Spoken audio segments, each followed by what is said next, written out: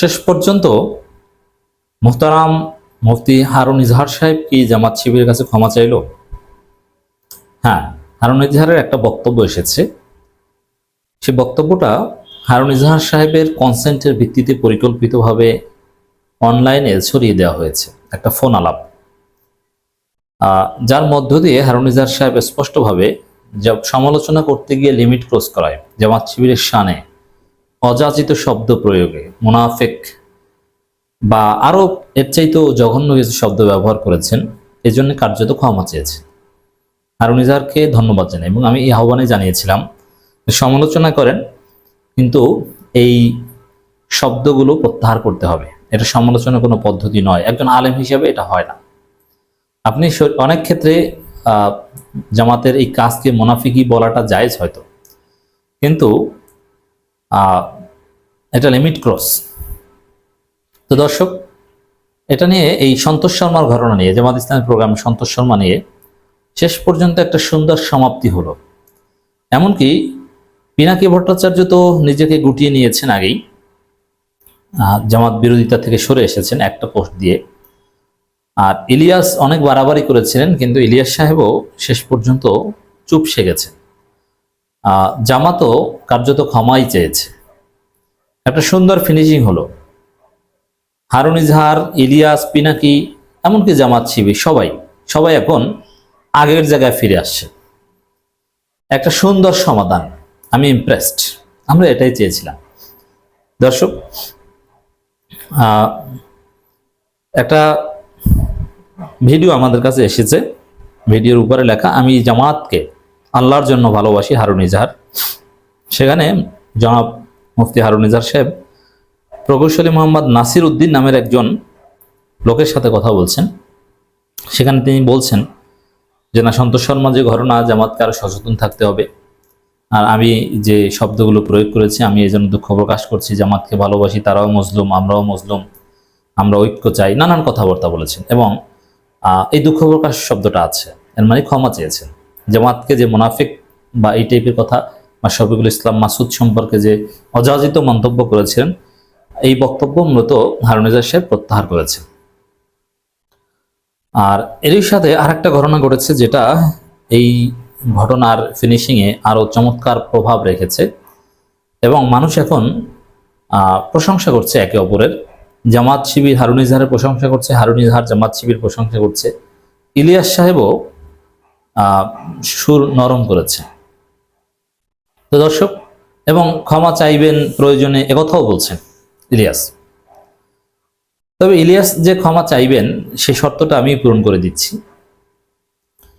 জনাব হারুন ইজহার এবং চট্টগ্রাম মহানগরী জামাত ইসলামীর আমির বীর চট্টলার সিংহ পুরুষ জননেতা শাহজাহান চৌধুরী, আমি ব্যক্তিগতভাবে প্রত্যাশা করি তিনি আগামী দিনে জামাত ইসলামীর কেন্দ্রীয় সেক্রেটারি জেনারেল হবেন। মহানগর আমিরদের মধ্যে বর্তমানে সবচেয়ে যোগ্য, এবং মহানগরী থেকে তিনি খুব শীঘ্রই কেন্দ্রে চলে আসবেন। জনাব শাহজাহান চৌধুরীর সাথে একটা বৈঠক অনুষ্ঠিত হয়েছে হারুন ইজহারের, যে বৈঠকে শাহজাহান চৌধুরী এবং হারুন ইজহার চাচা ভাতিজার মতো সম্পর্ক। একে অপরকে জড়িয়ে ধরতে দেখা গিয়েছে এবং একে অপরের প্রশংসা করতে দেখা গিয়েছে, এবং এই অনাকাঙ্ক্ষিত ঘটনাগুলো ঘটবে না, বরং তাদের জায়গায় মৌলিক মিলের জায়গাগুলো তুলে ধরা হয়েছে। এই বৈঠক এবং বৈঠকের ছবি সোশ্যাল মিডিয়ায় ছড়িয়ে পড়েছে এবং হারুন ইজহারের সাথে জামাত শিবিরের দূরত্ব ঘোচাতে এই ছবি গুরুত্বপূর্ণ ভূমিকা পালন করছে। তো দর্শক, এবার আসি যে হারুন ইজহার কেন এত নরম হয়ে গেল, এই বিশ্লেষণটা একটু করি। দেখেন, যেভাবেই হোক না কেন উভয় পক্ষই নরম হয়েছে। জামাতের পক্ষ থেকে কিছু গান্ডু এটাকে ডিফেন্ড করতেন যে না, ঠিক হয়েছে সন্তোষ শর্মাকে দাওয়াত দিয়ে, কিন্তু জামাতের কোনো গুরুত্বপূর্ণ কেউ বা মেধাবী কেউ ওটাকে ডিফেন্ড করেনি। জামাতের লোকজন ওভারঅল এটাকে দুঃখ প্রকাশ করে আসে যে কাজটা ঠিক হয়নি, ভুলে হয়েছে। জামাতের চিন্তাশীল রোকন কিংবা দায়িত্বশীলরা এটাই বলে আসছিল যে এটা একটা ভুল, কিন্তু এই কারণে যে আমরা দিল্লির দালাল বা রয়্যাল এজেন্ট, বিষয়টা এরকম নয়, এটা একটা ভুল। সবাই ভুল বলে আসে। আর কিছু গান্ডু বলে আসছিল না, এটা ঠিক আছে, জামাত ভুল করে নাই। যাই হোক, এখানে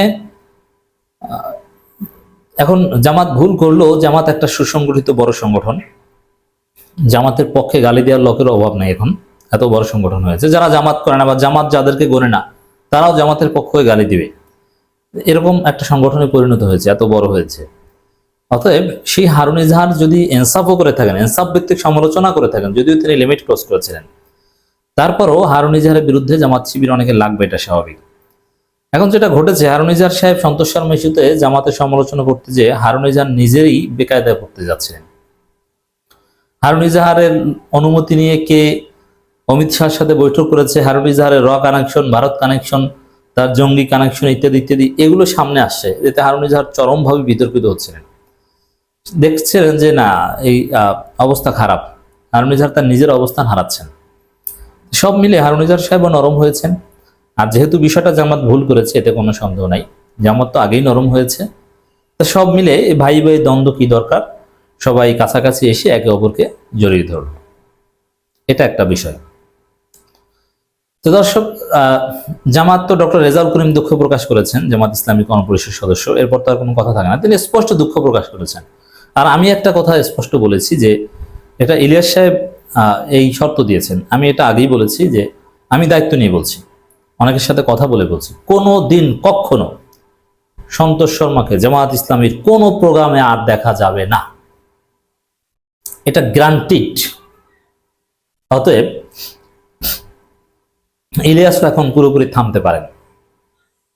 তো মোটের উপরে জামাত এই পরিবেশ তৈরি করেছে। এখন জামাত একটা সংগঠন, এটা একটা মিস্টেক। এই জায়গায় জামাতের একজন কর্মপরিষদ সদস্য দুঃখ প্রকাশ করেছে, জামাতের শত শত রোপণ দুঃখ প্রকাশ করেছে। তো এখান থেকে তাদের অফিসিয়াল স্টেটমেন্ট দিয়ে দুঃখ প্রকাশ করার কোনো প্রয়োজন নেই। একই সাথে ব্যক্তি টু ব্যক্তি ধরে ধরে সমাধান করারও কিছু নেই। তো জামাত যা করেছে, যে সমাধান দিয়েছে, একজন ব্যক্তি দুঃখ প্রকাশ করেছেন, আরো শত শত রোপণ দুঃখ প্রকাশ করেছে, এবং তারা বিভিন্নভাবে বুঝিয়ে দিচ্ছেন না এই সন্তোষ শর্মাকে আর কোনোদিন দাওয়াত দেওয়া হবে না। সন্তোষ শর্মার সাথে জামাত বা শিবির সভাপতি সন্তোষ শর্মার সাথে অতি আবেগী হয়ে হ্যান্ডশেক করার জন্য দুঃখ প্রকাশ করেছেন, যে কেউ মনে কষ্ট পেয়ে থাকলে আমি সরি, আমি তাকে চিনতাম না। তো এরপরে আর কি সমাধান, এরপরে আর কি দুঃখ প্রকাশ করবে? মানে সমাধান হয়ে গেছে। ওভারঅল এটা একটা সুন্দর ফিনিশিং।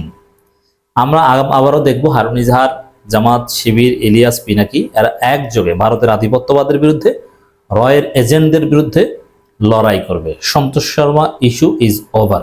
এই জন্য দর্শক, একটা কথা আবার একটু মনে করে দিচ্ছিলাম, যে কথাটা আমি এই সংক্রান্ত আলোচনা বেশ কয়েকবার বলেছিলাম, যে ইলিয়াস পিনাকি কখনো জামাতের শত্রু না। অতএব ইলিয়াস পিনাকি কি বলেছে এটা নিয়ে রিয়াক্ট করা হয়েছে, এটা জামাতের রাজনীতির জন্য কোনো থ্রেট না। জামাতের রাজনীতি হবে ভারতের আধিপত্যবাদের বিরুদ্ধে, সেখানে ইলিয়াস পিনাকি জামাতের বন্ধু। অতএব তাদেরকে শত্রু বানিয়ে গালি দিয়ে জামাত নিজেদের ক্ষতি করছে, জামাতের অনেক লোকজন, এটা ঠিক হচ্ছে না। ইলিয়াস পিনাকি, জামাত, হারুন ইজাহার এরা একই লাইনে কাজ করছে এবং করবে, করা দরকার, এটাই রাজনীতি।